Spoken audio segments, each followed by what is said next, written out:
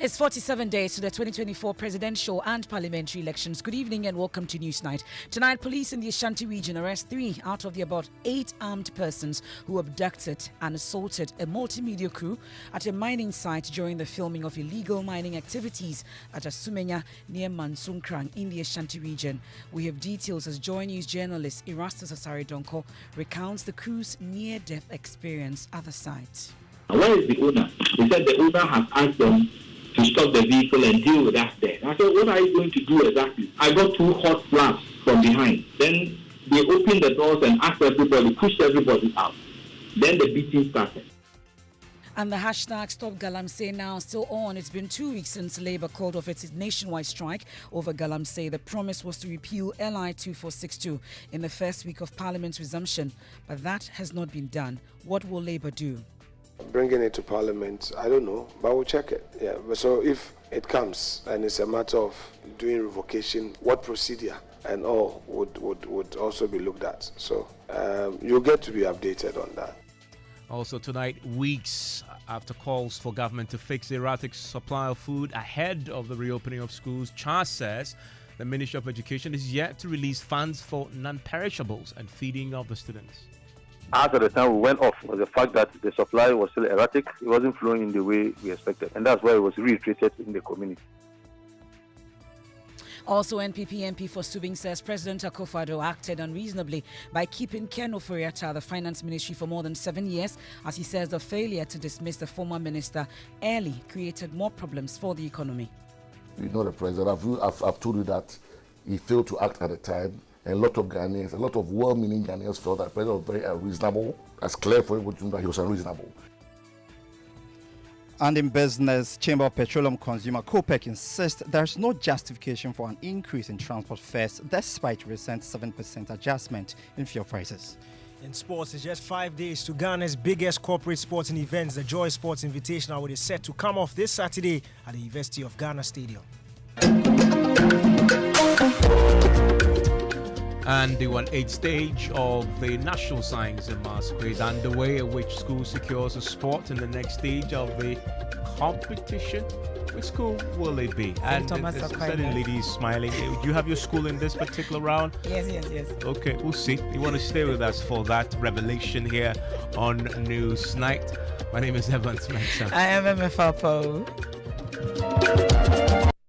And let's start tonight with that harrowing story. The police in the Ashanti region have today arrested 3 of the individuals who are behind the abduction and assaulting of my colleague Erastus Asare-Donko over the weekend. Joy News journalist Erastus Asare-Donko and 3 other members of the Kumasi cluster of Multimedia were subjected to violent attacks by illegal miners at Asumenya near Mansunkrang in the Ashanti region on Sunday, 20th October 2024. Well, the Multimedia Group has come out to strongly condemn the attack and called on the police service to swiftly bring the perpetrators to face justice. And in the last few minutes, we've been telling you that there have been 3 arrests so far. We'll bring you also the details of that statement from the Multimedia Group shortly. But first, listen to this chilling account of the incident as narrated by Erastus Asare-Donko on the AM show on the Joy News channel this morning. Because then they took hold of everything we had. They ran a body test on each of us, took everything we had in our pocket, the drone, the camera, and everything, and then forced us into our own vehicle. Because one of the armed men sat behind the driver and asked him to follow their vehicle. And so we followed their vehicle. We were flanked by motorcycles with all of them armed. A vehicle behind us with armed people, a vehicle ahead of us, so we were sandwiched in between. And they said we were going to the next town. When we reached the next town, they bypassed the next town and was going into the bush. So I got scared and asked them, where are you taking us? They wouldn't tell us. They said, if the driver will not drive, they will force him out and bring their driver to drive the vehicle. And this was at a gunpoint. So I had to tell the driver to cooperate, go with them. So we followed them. We drove for about another 20 minutes. We reached a secluded forest area. And then they asked us to get down. That was where I got scared, because when you say we should get down, are you going to shoot us? What are you going to do? So I was trying to find out from the gentleman. And then I received 2 slaps that I was asking stupid questions. I should get out. So I got out. Can you identify the one who slapped you? So they format my phone. I said, why would you want to format my phone? He said, I'm taking pictures of the mining site. And so they want to delete it. I said, fine. If you want to delete the pictures are taken, which is unlawful, but I will still open the phone for you to do that. But to say you are formatting my phone and clearing everything, that one I disagree. So at this point, I got another 2 hot slaps from behind. Who was this person slapping you? Do you know? Everybody. One will come with slap you, the other one will come with punch you in the face, just like that. We went there with a branded vehicle. Our jackets were branded with joy news. They asked of our names and our designation. We gave it to them. They knew who we were. They even, at a point, removed their joy news jacket from me. And until now, I still don't have it. It's with them. Wow. These things are always at a point you realize that anything could have happened. Your life could have been taken by these gentlemen. You are afraid for your life and that of your crew. In fact, it's scary to think that just by doing your job, you could fall into that near death experience. And when they asked us to get down in that group, it was like they were going to shoot us, gun us down. So that was what was going through my mind. And I wouldn't want to get out of the vehicle. And I kept asking them what they were going to do. And I think that infuriated them. But at the end of it all, they took the SD card from the drone, from the camera. I think their motive was to prevent whatever they were doing on that mining site, which was totally criminal and evil, from going out. And so they took the SD card, they formatted some of our phones, they deleted some from my phone as well. But what is important is that they took the drone battery, 5 of them. It was in a bag with a Lenovo tablet, which we use to run the drone. These are expensive tools that we use, and until now we don't have them. That's Erastus Asaridonko.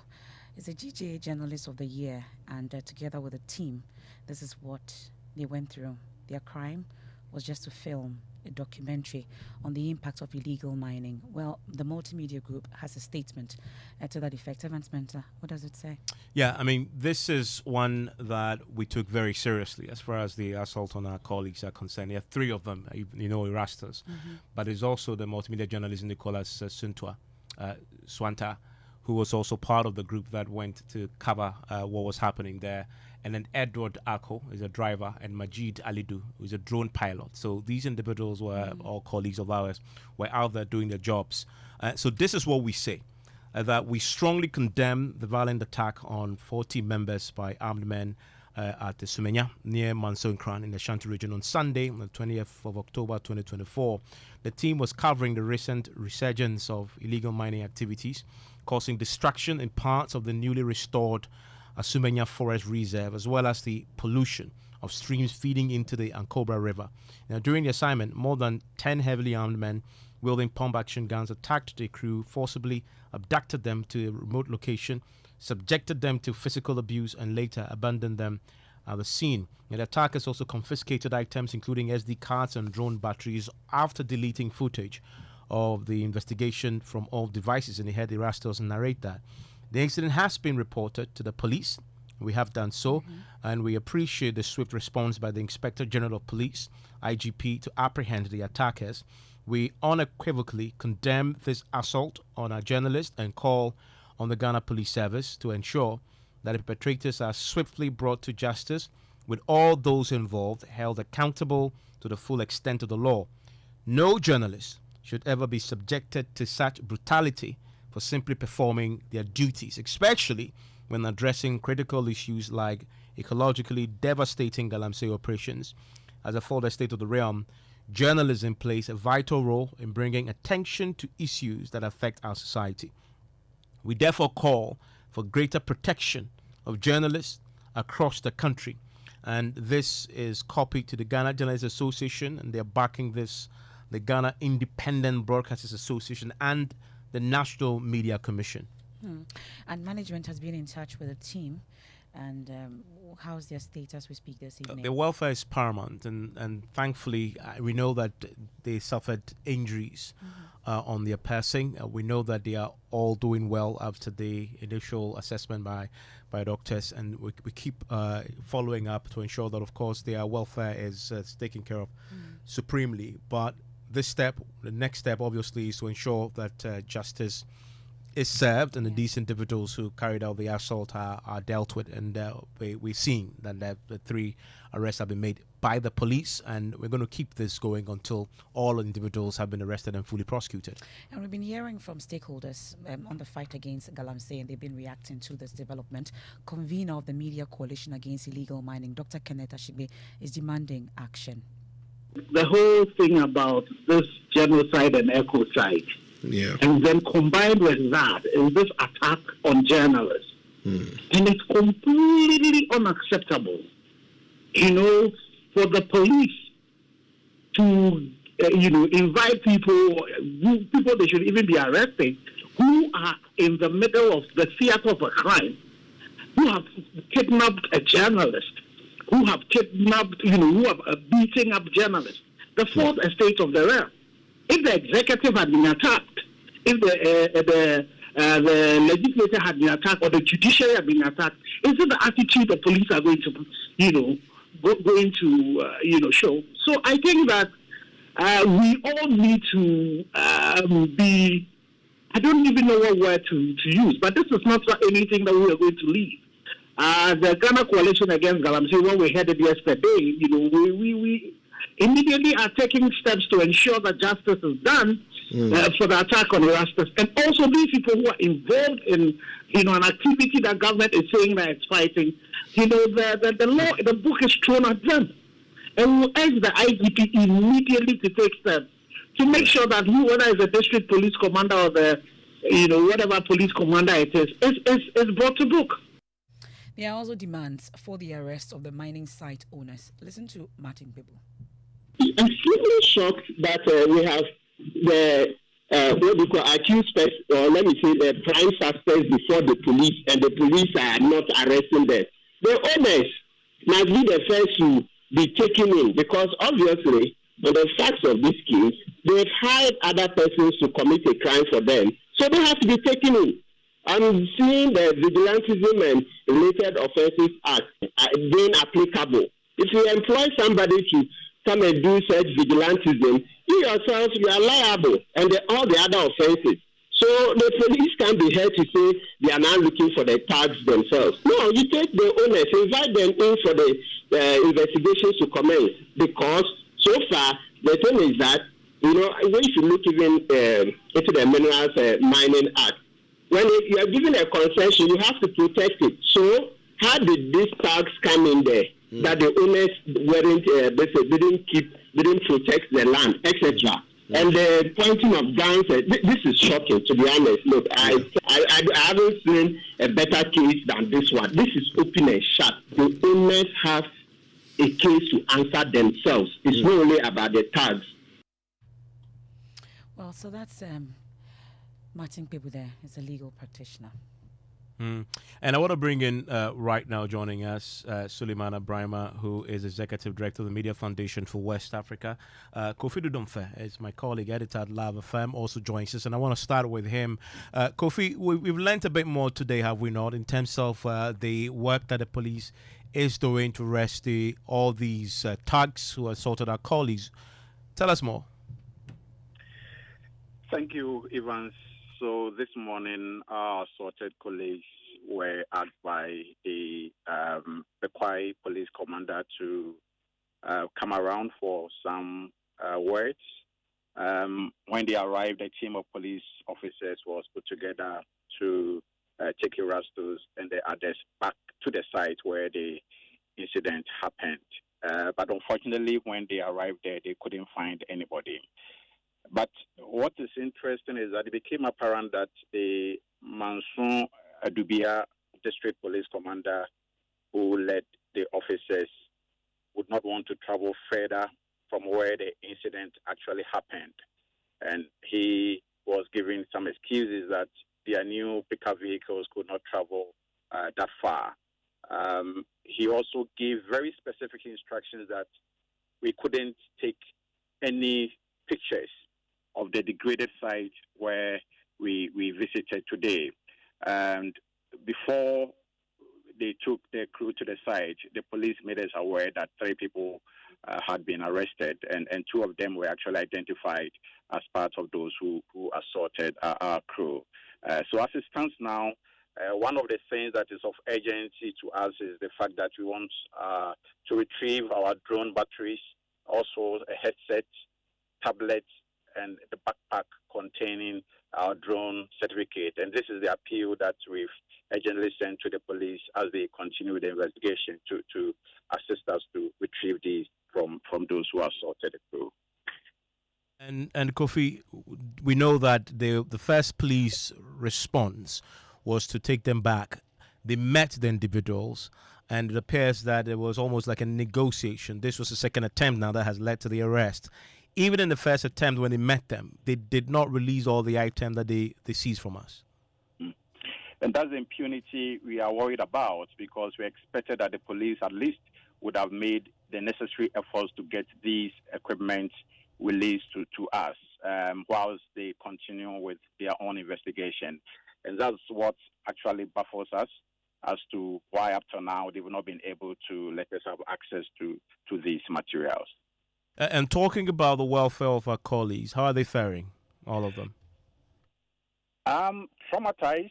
The camera technician came around. I've asked him to go back to the hospital for further checks, because the slaps that he received, according to him, were that massive. Erastus is also having to suffer from one of his eyes because of the assault that he received. So he's also going back to see specialists.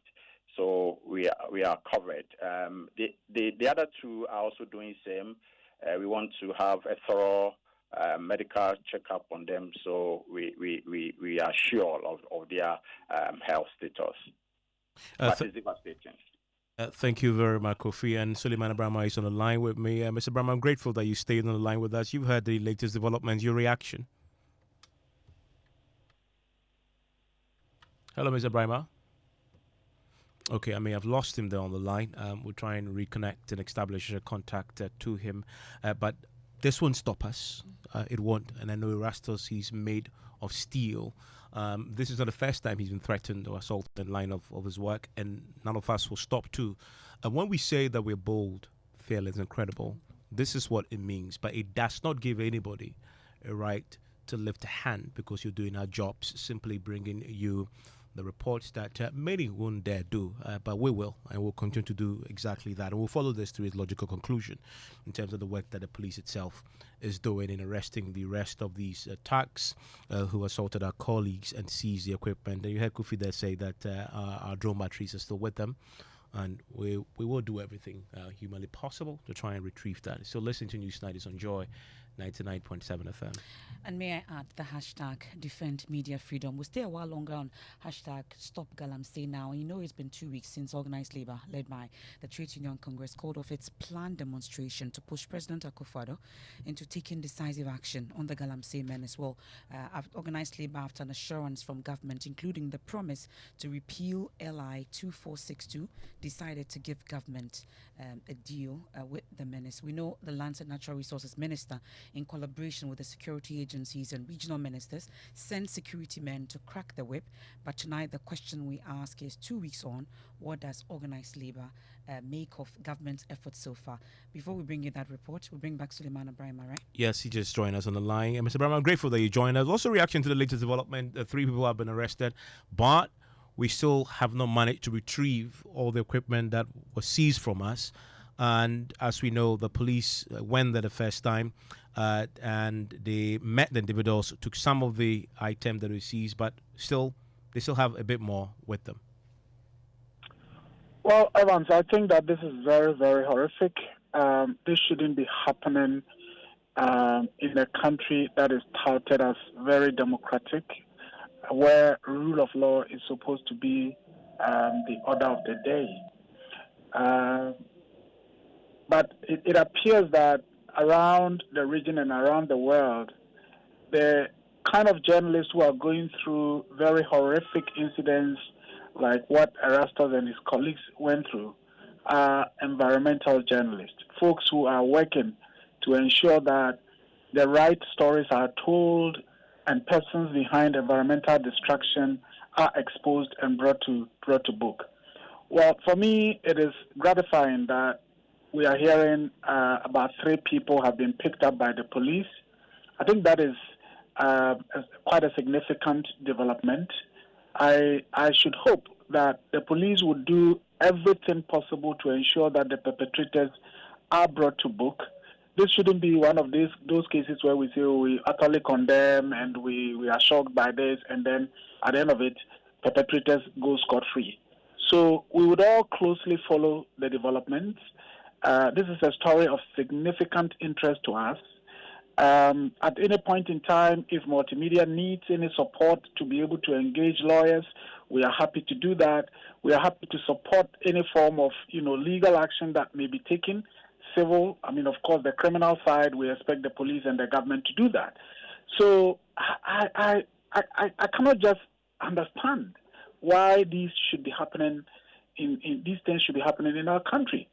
Well, it's because we've tolerated the impunity, and people believe once they are closer to power, once they have money and all of that, they can just abuse people and go scot-free. But this mustn't be one of them. And let's see, there's a call by today we heard from Martin Kpebu that the area that we covered that led to this assault is actually being run by a company, and that company has a name, Adil Matalom Resources Limited, and that is a place to start because you're looking for the others who are currently on the run. The police doing a great job arresting 3, but they're looking for the rest. What do you make of that suggestion that it's good now to target the company itself? Because if these individuals were acting in their name, then they can assist this investigation. Absolutely. I would expect that by now maybe Multimedia should have basically done some of the checks to be able to establish who the owners of this company are. And that for me is a good way to go about it. It shouldn't be about, people are on the run. Once it is not a Galamsey site where you say, you stormed there and people have scattered, you cannot identify those who were there. But we are talking about a company. A company cannot run. The directors of the company cannot run. The managers of the company are people who we would certainly get to know. And so those who may have run basically perhaps thought that they may have covered themselves. But I believe in the end, once we get to know the owners and the people behind the company, that would be a good way to proceed. So it's a case that I believe, and especially at this time when the government says it is cracking down on these issues of illegal mining and so on. If it was legal and they were mining, why would they take offense with journalists who are just there to do their job?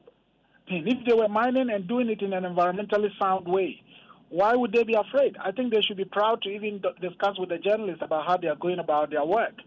So to the extent that they will do this is an indication of how destructive their activities might be, and how they feel they are powerful enough to do anything and go scot-free. But like I said, I think this at least should be a test case to prove to people that if you feel a journalist is doing something that you don't like, if you feel you are offended by a journalist, use the law, resort to the law. If you think that the journalists don't have a right to come to your concession, resort to the law. But you don't abuse the law just because perhaps you feel you are well connected and you have the resources to do whatever you want. But as I said, this is a matter that we should all be concerned about. Erastus has dedicated himself to doing a lot of these stories to help save our environment, and we cannot leave him alone. We certainly would take this matter very seriously. Thank you very much. And that there is Suleimana Brahima, Executive Director of the Media Foundation for West Africa. Well, we can then return to that news desk report on the events leading to Labour's final decision to back down. Our strike remains unchanged. I want to repeat, the strike notice remains unchanged. That was the clarion call by organised labour pressuring government to stamp out the menace of illegal mining that had ravaged forests, reserves and water bodies. They mirrored the nation's anger, signalling that they were unprepared to back down until the following demands were met. The government will collaborate with organised labour and the stakeholders in the fight against galamsey. Number two, the government will take steps when Parliament reconvenes this month to revoke the Mining and in Forest Reserve Regulation 2023 LI 2462. Again, government would ramp up its enforcement measures, particularly prohibiting the mining in water bodies and forest areas. However, the demonstration, which was widely anticipated, was suspended just a day before its start. Labour leaders announced that they had received assurances from government that it would address their list of demands. Chief among them would be the repeal of the legislative instrument 2462, which legalizes mining in forest reserves. Following this meeting, government offered enhanced and time-bound measures in respect of our demands and the fight against illegal mining. Organised labour has therefore decided to suspend the internal strike action. But the crux in labour was deep. UTAG was livid about the turn of events, insisting that it was a wrong move. After those teetering 2 weeks, it appears that government's promises have not been fully realised. While some action has been taken, such as the deployment of military personnel to known galamsey hotspots, these measures seem far from comprehensive. But the real question is, where is organised labour? Have they gone to sleep? Well, at the resumption of Parliament, though, we heard from the Majority Leader, Alexander Afenyo-Marking, saying that they are beginning to take steps to repeal the LI 2462, and that has still not happened. At least we are in the third week of Parliament resumption, and nothing on this LI just yet. We're hoping that when they resume tomorrow, amidst all the chaos, we'll get to hear something about this LI. But my colleague James Aveji has been interacting with Labour on what exactly the next line of action will be. What did they tell you? Yes, MFA. So sources in there indicate to us that Labour is also worried about the fact that in the first week of Parliament's resumption, they've not been able to begin attempts to repeal this, but the understanding is that this could be because of the back and forth between the minority and the majority with what happened on Thursday as well. But they will be meeting in the course of the week to determine the next line of action, assess what government has done so far in the past 2 weeks, and also take a decision on what to do next as far as the promises of government and their action so far is concerned. Thank you very much, James. And many of you have been texting us via WhatsApp your messages. Let's go through some of them. Yes, and many of you are worried and concerned, and rightfully so, condemning what has happened in the assault on our colleagues. Jonathan in Ganwe says, we condemn the attack on the Joy FM journalist. Ghana is becoming a failed state, and it is sad this way. We wish the injured speedy recovery. God bless the Multimedia family. This one says, sorry for Erastus Aridonko, but ultimately I blame organized labor for this. #Newsnight. Samin Kumasi says, it is sad and disheartening that 24 hours after the harrowing attack on Erastus Aridonko and his team in their quest to save the country from galamseyers, till now, leadership of the country, they've not said anything to console this hard-working team. We are not safe under this current administration. Then on the Sprinters Road says, please, all journalists in Ghana must act to support Erastus Asaridonko. And you also have Nana Ikwama Boateng says the NDC, a minority in parliament, has clearly demonstrated that they have lost the 2024 elections in advance, hence want to use foul means to clinch to the majority position in parliament. And Musa Abatar says, Evans, I urge a new majority group to stay resolute and firmly to carry out their duty as required by law. Those are your messages. Thanks for sending them in. When we return from the break, we'll focus on the senior high schools weeks after calls for government to fix the erratic supply of food ahead of the reopening of schools. Charles says the Ministry of Education is yet to release funds for non-perishables and feeding of the students. Plus, we have our streets of despair and then the latest from the National Science and Maths Quiz. Mr. Ishen is here with the latest from the world of business. Hello. Hi, MF. Coming up in business this evening, Chamber of Petroleum Consumers, COPEC, insists there is no justification for an increase in transport fares despite recent 7% adjustment in fuel prices. And the Institute of Economic Affairs describes sale of Newmont's Achim gold mine to China's Xinjiang mining group as flawed and inimical to Ghana's interest. The business news on Newsnight is brought to you by MTN Business, Kingdom Books and Stationery, Syntex Tanks, and Pepsodent Herbal and Charcoal. Welcome back to Business on Newsnight. I am James Ishen. Let's settle for the details. First off, the Chamber of Petroleum Consumers COPEC has strongly stated that there's no reason for an increase in public transport fares. This is despite an increase of about 7% in fuel prices. Speaking to Joy Business, Executive Secretary Duncan Amwa said there's no tangible reason for an increase. I have had conversations with some of the transport operators in recent times where they were insisting that prices of fares should go up. Now, what I keep asking of them is not to be in a haste to increase transport fares, because we have been at the levels that we currently are before. Fuel at 14.49, 15. We've been at those levels before. Fares didn't go up. It came down and it's gone back to those levels. I think that transport operators should suffer slowly and not be excited about the fact that prices have gone up, so they need to also go and increase fares. I do not think that the time is ripe yet. Duncan Amwa is the Executive Secretary of the Chamber of Petroleum Consumers. Now to some other stories. The Institute of Economic Affairs has expressed dismay about the sale of Newmont's Achim gold mine project in Ghana to China's Xinjiang mining group for 1 billion cedis. Describing the deal as flawed in several respects, the IEA said the sale is inimical to Ghana's interest and unacceptable. The following report as well.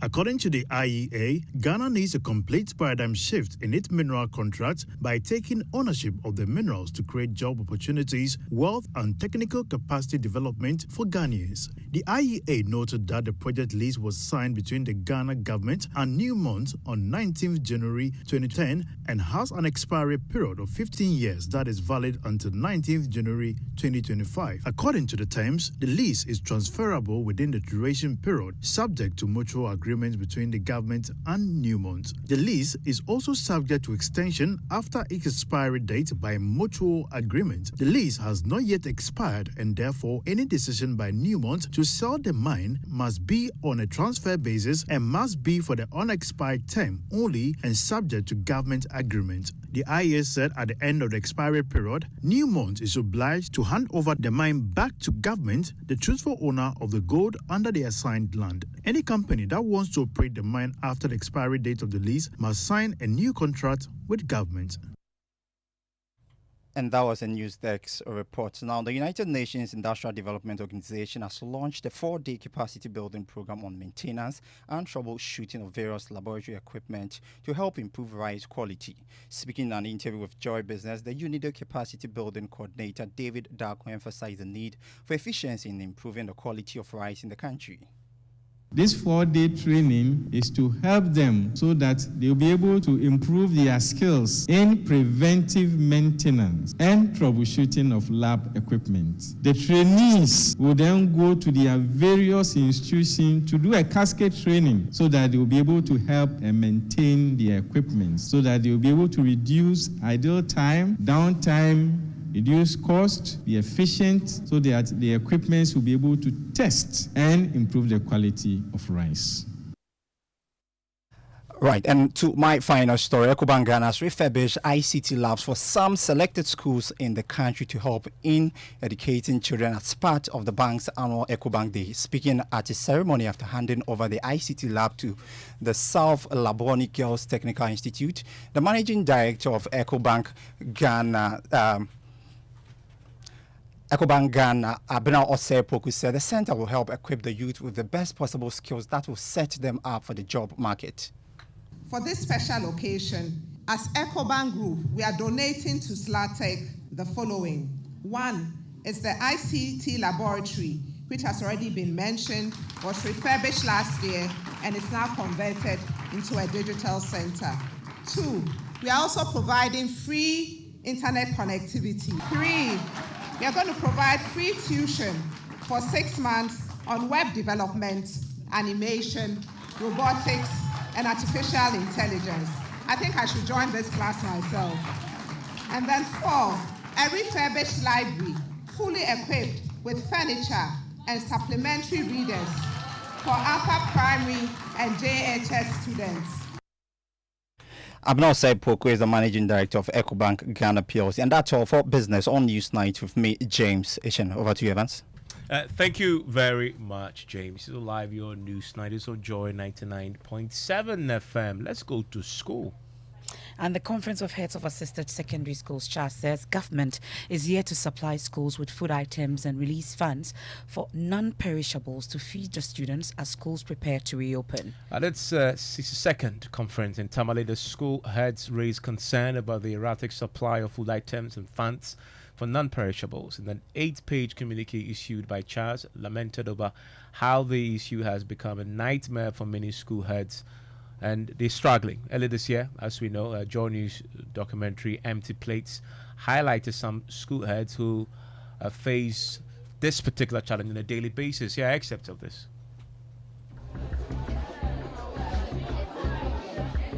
Here in the central region, the harsh reality comes to life. A dining hall prefect, Sambali, informs first-year students of the insufficient food supply. Their meals are reduced to simple, often nutritionally inadequate options. This situation is not unique to the central region, but is echoed across schools in other regions.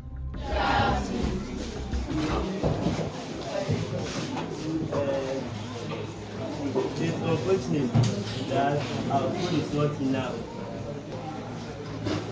As I have told you earlier, we have no food at the schools, and the master is in Accra now, fighting for food for our own benefit. So we are pleading with you to manage the little here, and we promise you very soon there will be enough food for us, so that we can all enjoy ourselves. Thank you. Well, James, my colleague James Aveji joins us with a copy of that communique from the 62nd conference in Tamale. James, let's first look at the issue of erratic supply of food items. What were the concerns of CHAS? Well, according to the statement, the continuous feeding of boarding students on credit is increasingly becoming a stressful and unbearable one for head teachers.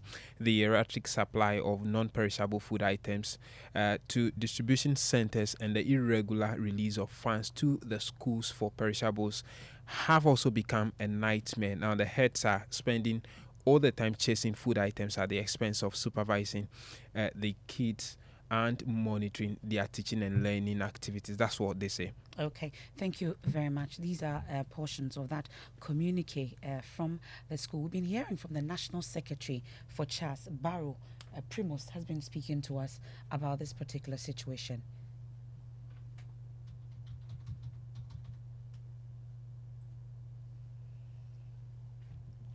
Well, we'll definitely get to hear from Barrow shortly, because they actually made these concerns known in the presence of the Education Minister, Dr. Yawase Aduchum, in Tamale during this particular conference. But it does appear that weeks down the line, the situation remains. Yes, Barrow. The prevailing situation is as we have stated it. Fortunately, we're just resuming. We're just resuming from our holiday, especially in the case of the single track schools, the transitional schools that are in session now. We just hope. We don't know what the situation looks like. We've alerted government that they need to provide the schools with the food before we reopen. We hope that will be done. The assurance was given to us by the minister. We just hope that the assurance materializes into what we expect. So the prevailing situation, as at the time we went off, was the fact that the supply was still erratic. It wasn't flowing in the way we expected, and that's why it was reiterated in the community. So that's the National Secretary of CHAS there with these concerns.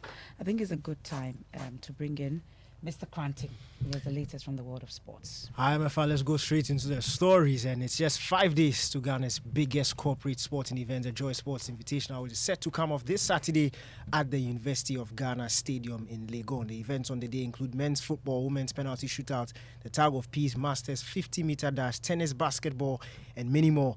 Ahead of the big day, Joy Sports Muftar Nabila Abdullah caught up with the CEO of Jetlinks Ghana Limited, Nat Nabla, who claims to have employed the services of Sudan head coach James Kwesi-Appiah.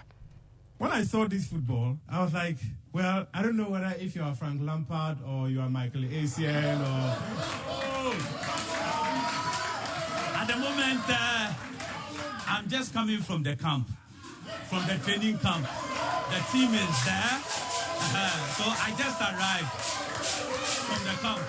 Actually, our team is at Sudan. Yes. So I just don't want to talk about much so they are coming. No. You know when you say Sudan, you get many Ghanaians disappointed. Yes. You know what happened. Our team is in Sudan. They are training with the Sudanese team. So I'm just arriving from there this morning. Yeah. Bragging bar I tell you.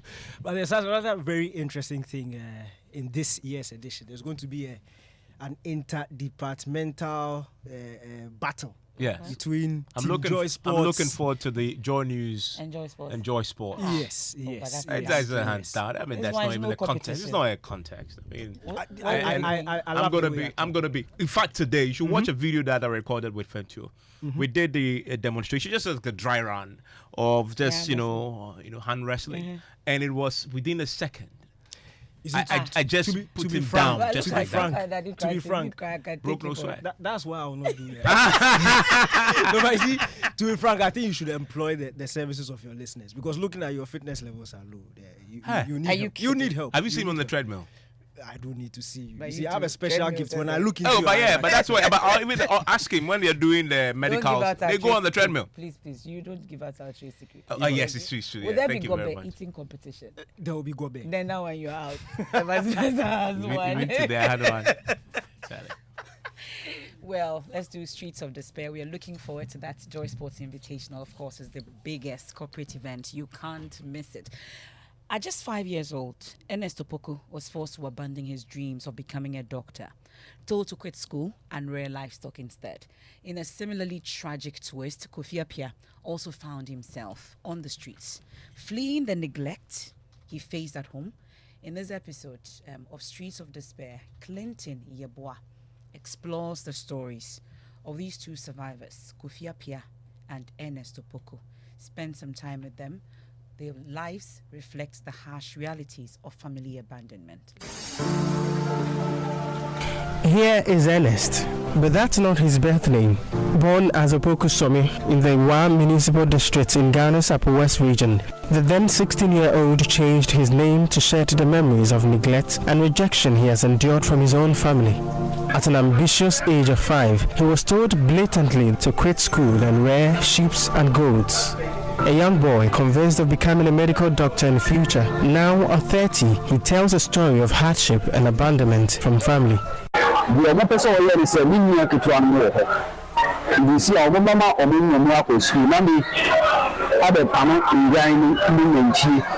So my young siblings were allowed to go to school, but I was not. I resisted my exemption. I cried.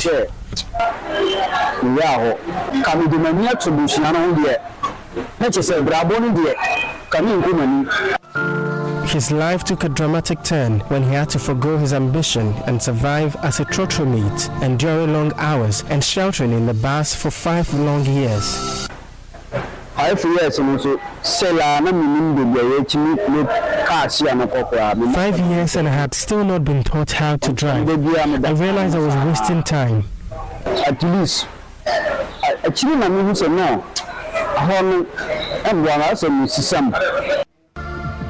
Through his disappointment, a helper came along with a tricycle to work with. Ernest makes a livelihood carrying loads throughout the day to feed himself and his nuclear family. To see my brother, I can say the man has been a savior. Left to my family alone, my life would have been stale.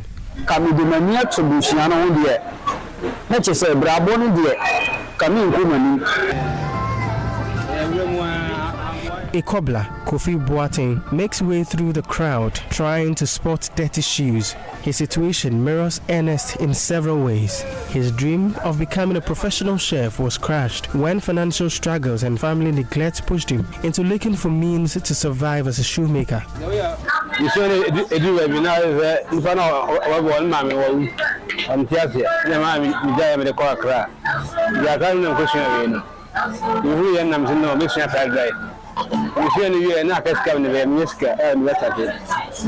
I couldn't continue after I trained as a chef, so I stopped to scout for a livelihood with no support at all.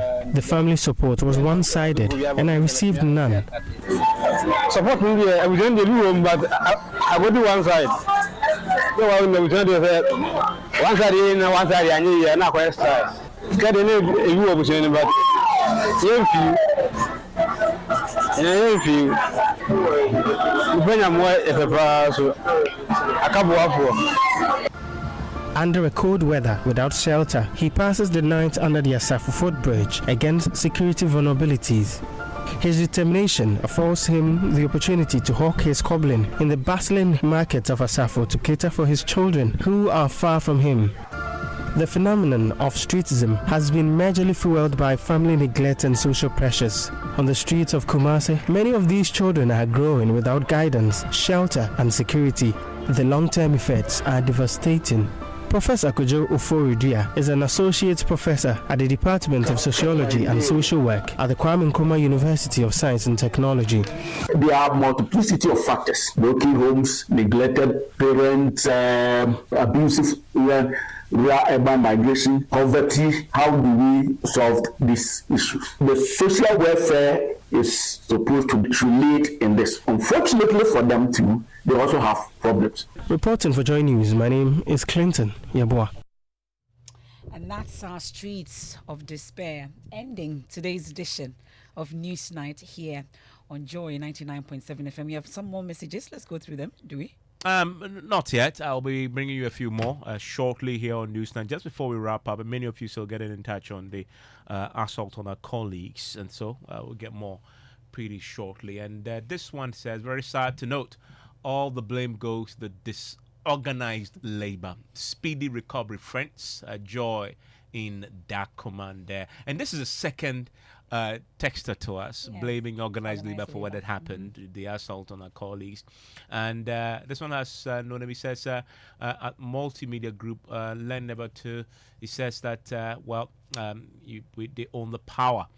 And this one says, it's not just about retrieving your drone batteries and other equipment alone. The mining thugs must be arrested, apprehended, and prosecuted. And we are with you on that. And this is why we commit to follow through that this happen. And Nanan Sakwao is up next with That's My Opinion. But what are we looking at on PM Express tonight? Oh, we're having a conversation. You know that Asogli is still down. Yeah. They shut it down. Mm-hmm. We're having a conversation about the revenue question, the ECD revenue question. But of course, the big thing is tomorrow. I'm looking ahead to tomorrow's conversation. Yeah. so that's the conversation we're having tonight. I think we should all go to Parliament tomorrow.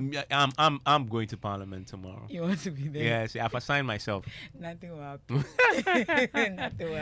No, yeah, but we are all over it for you. Yes, That's something we can assure you. Beginning from 10 a.m.